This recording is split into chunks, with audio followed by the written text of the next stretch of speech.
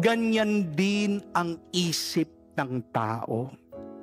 Kapag marumi ang iyong isip, magulo ang iyong makikita.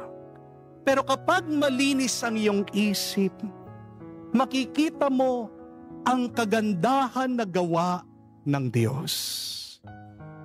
Kayo, kumusta na ang isip niyo? Marumi ba ito o malinis? Ang tanong, paano natin lilinisin ang ating mga isip? How can we clean our mind so that we can have peace? Simple lang po, tumahimik tayo. Ignore the negatives in your life and fill your mind with silence. Tingnan niyo po, kapag ang isang bata maingay, nagpapapansin yan. At habang pinapansin mo, lalo yang mag-iingay. Di po ba? Kahit naman mag-ingay yung bata, kung hahayaan mo lang, mapapagod din sa pag-iyak yan.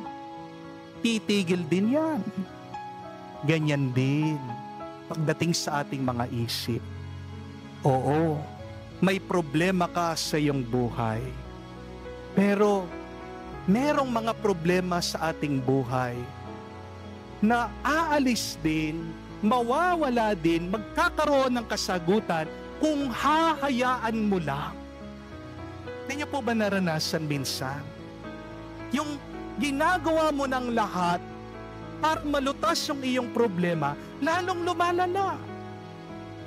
There are some problems in our life that they will solve themselves if you let them be.